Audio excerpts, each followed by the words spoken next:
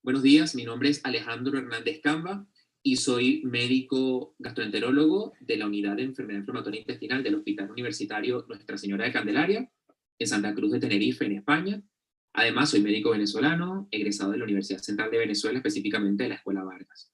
Antes de empezar la charla, quisiera agradecer al comité organizador y específicamente al Dr. Beitia por darme la oportunidad de participar en este importante congreso. Me han pedido que les hable sobre la azatioprina, el metotrexato y el micofenolato cuando estarían in vivo. Para ello, daremos una presentación en la que hablaremos de cada uno de los fármacos sobre su mecanismo de acción, las indicaciones, la posología, los posibles efectos tóxicos, y al final trataremos de dar algunas conclusiones con mensajes para llevar a cabo. El objetivo genérico en la enfermedad inflamatoria intestinal es reducir la inflamación, y para conseguirlo, el tratamiento se ha basado hasta hace poco en el uso de fármacos esteroides y de los inmunomoduladores. Ya desde hace unos años contamos en nuestro arsenal terapéutico con los fármacos biológicos y desde hace poco con los inhibidores de la YAG, que han venido un poco para revolucionar la manera como tratamos la enfermedad inflamatoria intestinal. Son fármacos más rápidos, más potentes y que de una u otra manera lo importante es que no han venido a suplantar a los fármacos que teníamos, de los que teníamos muchísima experiencia, sino que han venido a insertarse dentro del algoritmo terapéutico y que nos hacen que podamos tirar de ellos de diferentes maneras y en diferentes momentos. Quise hacer un parangón entre el arsenal terapéutico actual, dividiendo los fármacos entre los fármacos clásicos, los inmunomoduladores y los biológicos, comparándolos con las bicicletas de la izquierda a los inmunomoduladores y las bicicletas de la derecha a los fármacos biológicos. Las bicicletas de la izquierda representan esas bicicletas que nos llevaron o que nos siguen llevando a donde queremos. No siempre, pero que de una u otra manera con ellas seguimos cumpliendo esos objetivos a la hora de montarnos en ellas. Necesitan un mayor esfuerzo para el pedaleo, no son tan seguras, pero de una u otra manera nos siguen llevando a donde nosotros queremos. Y del lado derecho, pues tenemos los fármacos biológicos, que son las nuevas bicicletas eléctricas de última generación, que son muchísimo más livianas, que son más rápidas, más potentes, por supuesto, porque tienen un motor, y que representan esos fármacos biológicos rápidos y potentes que nos confieren mayor seguridad. Pero como dije antes, en el algoritmo terapéutico actual no han venido estos fármacos a sustituir a nadie, han venido para que los podamos insertar y en algunas ocasiones utilizarlos de forma secuencial, de forma concomitante. Aunque es verdad que en los últimos fármacos, los últimos biológicos de los que tenemos disponibilidad, como son el ustekinumab y el vedolizumab, se ha demostrado que su uso concomitante no aporta ningún beneficio. Vamos a comenzar hablando de las tiopurinas, específicamente de la azatioprina y la 6-mercaptopurina, y decirles que se están utilizando en la enfermedad inflamatoria intestinal desde hace más de 50 años. Son profármacos que necesitan metabolizarse previamente para ejercer su acción. La azatioprina se metaboliza a 6-mercaptopurina mediante un mecanismo de metabolización no enzimática, y luego esta 6-mercaptopurina necesita metabolizarse por 3 enzimas diferentes en metabolitos activos e inactivos. Estos metabolitos activos actúan como análogos de las purinas, inhibiendo la producción de ácidos nucleicos, bloqueando así las células de la inmunidad innata y adaptativa. Vamos a hablar ahora sobre las indicaciones de tiopurinas en enfermedad de Crohn. Aunque los estudios iniciales avalaban el uso de las tiopurinas para inducir la remisión clínica, en resultados de metaanálisis recientes, este hecho no se ha podido corroborar, con lo cual no están indicadas en la inducción de la remisión. Es el mantenimiento de la remisión tras ciclo de corticoides y el desarrollo de corticodependencia las verdaderas indicaciones o las indicaciones más fuertes de la azatioprina o la mercaptopurina en la enfermedad de Crohn.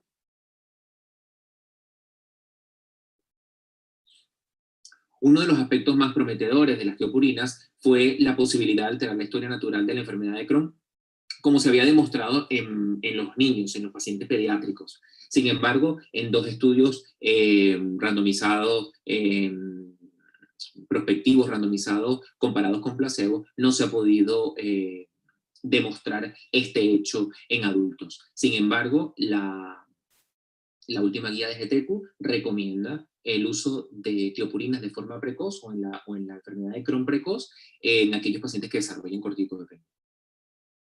La recurrencia postquirúrgica es un escenario muy interesante. Como sabemos, es una posibilidad que tienen los pacientes con enfermedad de Crohn. Un número no desdeñable de pacientes de recurrir la enfermedad después de la cirugía, y las tiopurinas en este contexto han demostrado ser superiores al placebo, tanto para prevenir la recurrencia clínica como endoscópica, sobre todo en pacientes fumadores. Y aquellos pacientes que desarrollan la enfermedad, desarrollan la recurrencia por no haber recibido ningún tratamiento para prevenir la misma, pues la satioprina tiene mucho que decir, ya que podría lograr curar de manera total o parcial las lesiones endoscópicas evidenciadas en el sector. El tratamiento combo o el tratamiento combinado de fármacos biológicos con tiopurinas es un clásico, y es muy importante porque esta combinación se puede utilizar para inducir la remisión y previniendo específicamente la formación de anticuerpos. Esto hace que mejore la farmacocinética de los fármacos biológicos en inducción, y para el mantenimiento, adicionar las tiopurinas es capaz de evitar la formación de anticuerpos, y en ocasiones aquellos pacientes a los que están en tratamiento con monoterapia con fármacos biológicos y tienen pérdida de respuesta, pues el añadir la satioprina puede hacer que se revierta ese efecto inmunogénico si es que la pérdida de respuesta ha sido por el desarrollo de anticuerpos. Las tiopurinas tienen cierta eficacia en la enfermedad perianal, que no es suficiente para poderlas recomendar en monoterapia. Sin embargo, en aquellos pacientes que presentan una enfermedad perianal compleja, el uso de fármacos biológicos en combinación con acetoprina sería la mejor opción.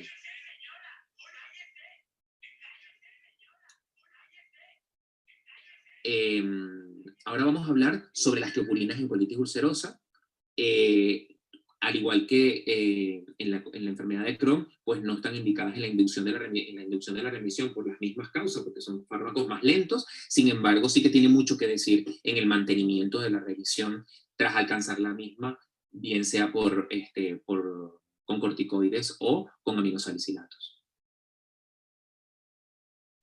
Otro escenario interesante es el uso de tiopurinas en el mantenimiento de la remisión alcanzada con ciclosporina en aquellos pacientes que hayan tenido un brote grave de colitis ulcerosa corticorefractaria, sobre todo en los pacientes que hayan sido naïf a inmunomoduladores previamente.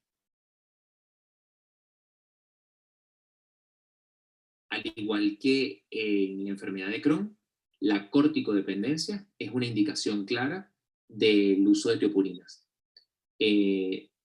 Sobre todo tomando en consideración aquellos factores individuales específicos que nos harán decantarnos sobre si utilizarlas en monoterapia o utilizar un tratamiento combo con fármacos biológicos o algún otro fármaco con una diana terapéutica diferente. Entre el 10 y el 20% de los pacientes tratados con tiopurinas presentarán efectos adversos que obliguen a retirarlos. Este ha sido sin duda el mayor problema que tienen estos fármacos en el tratamiento de la enfermedad inflamatoria intestinal. Los efectos adversos que pudiesen presentar los podemos dividir en idiosincráticos y dosis dependientes. Los idiosincráticos son los que se presentan en los primeros 3 meses tras iniciar el tratamiento, cesan rápidamente tras la supresión del fármaco, y en caso de que lo volvamos a exponer, pues la recidiva va a ser la norma. Como ejemplo, tenemos la pancreatitis en el 5%, fiebre, artralgia, mialgia, exantema o la toxicidad gastrointestinal que en ocasiones podemos manejar.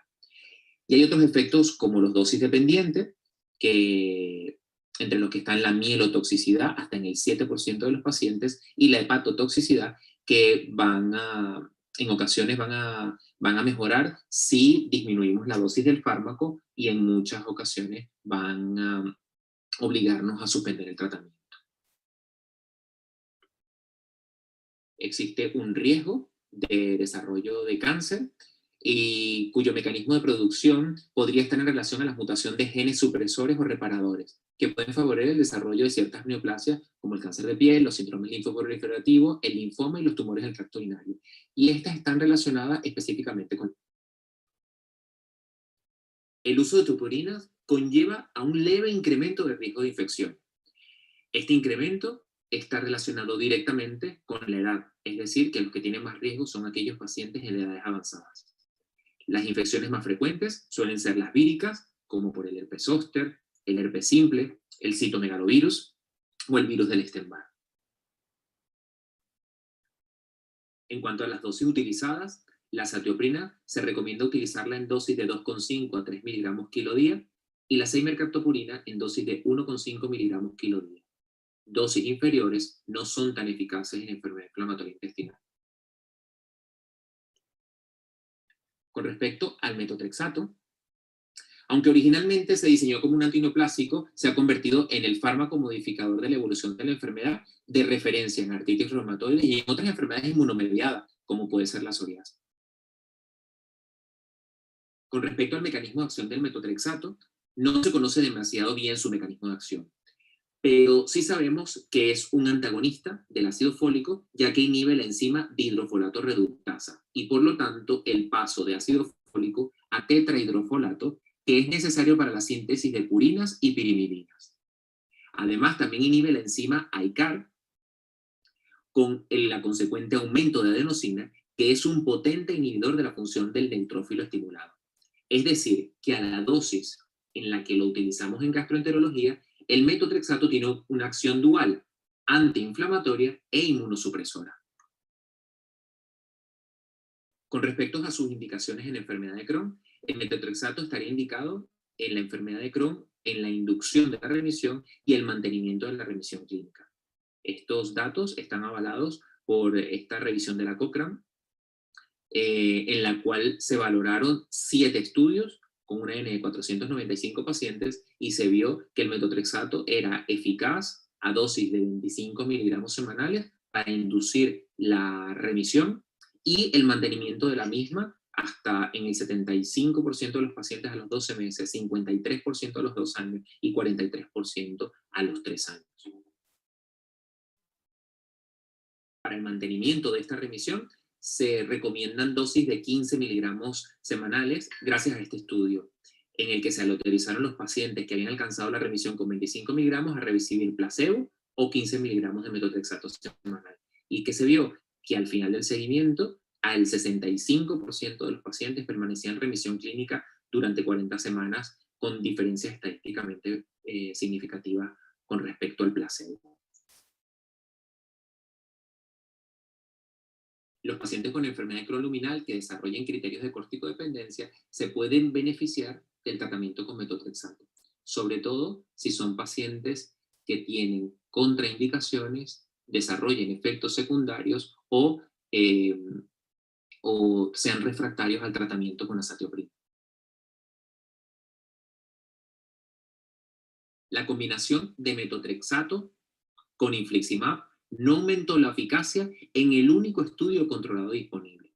Sin embargo, sí que existen evidencias de su efecto en reducir la inmunogenicidad de los fármacos biológicos de forma similar a como lo hacen las tiopurinas. Otro escenario interesante del uso de metotrexato en enfermedad de Crohn es en la psoriasis inducida por anti-TNF.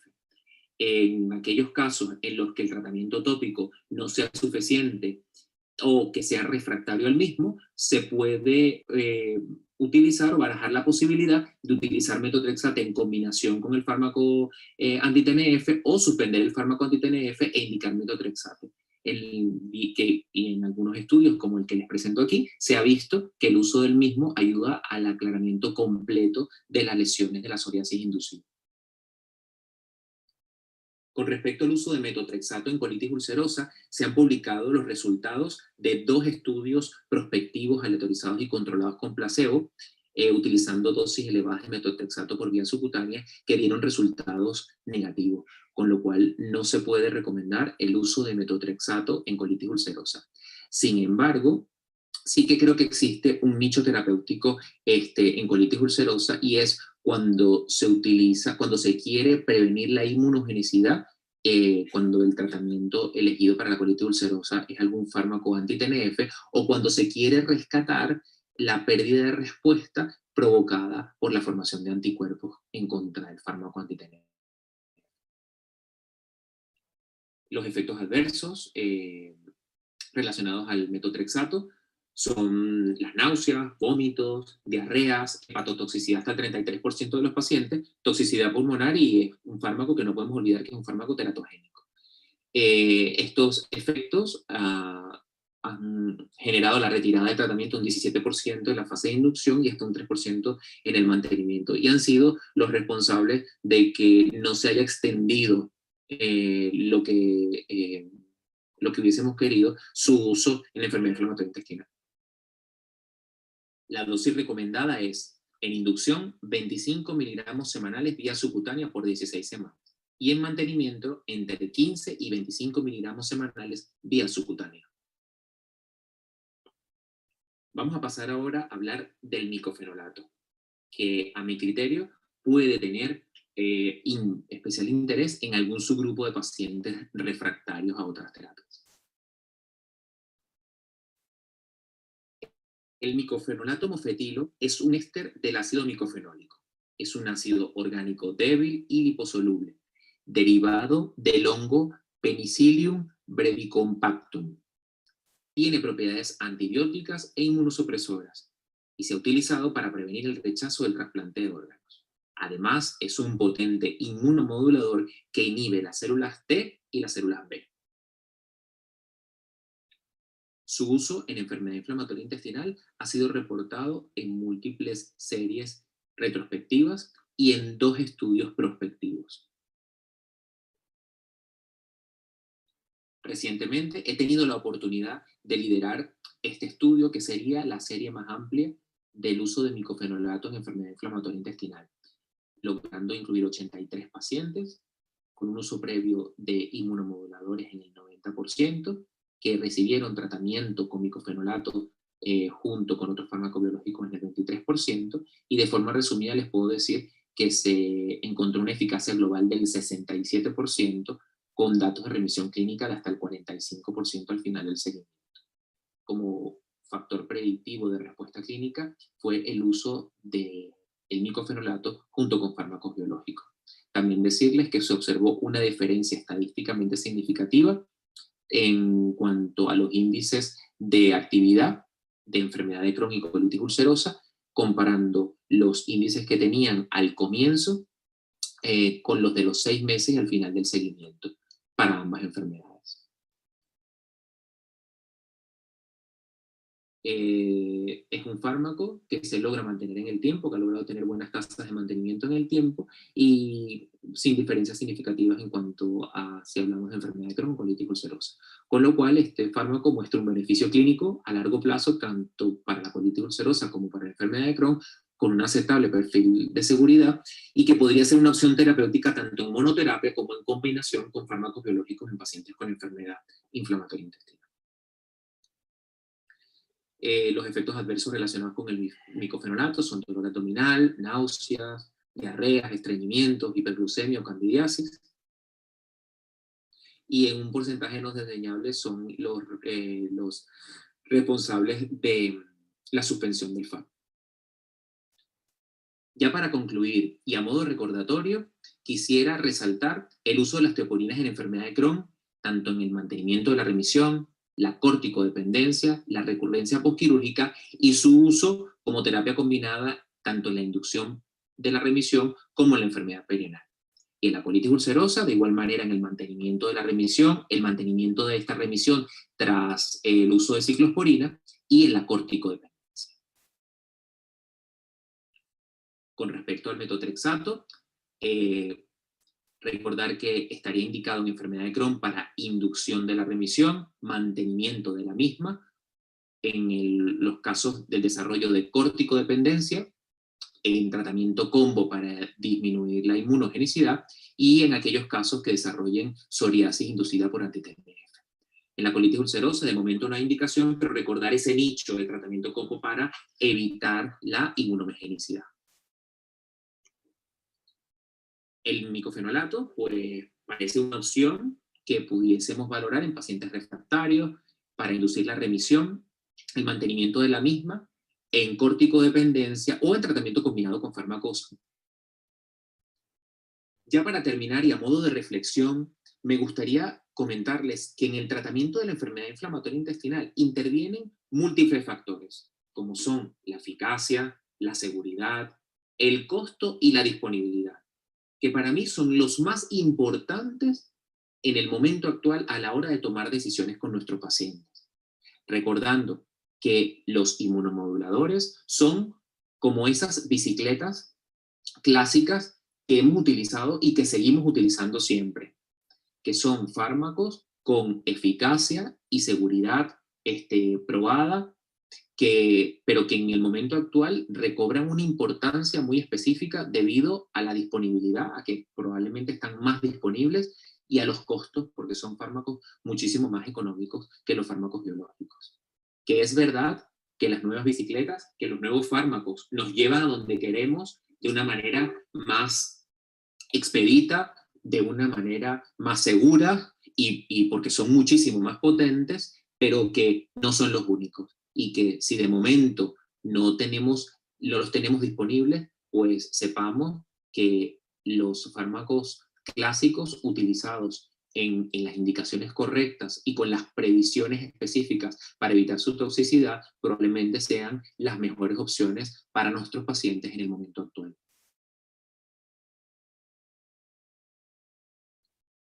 Gracias por vuestra atención. Les dejo mi contacto para ayudarlos en lo que buenamente pueda.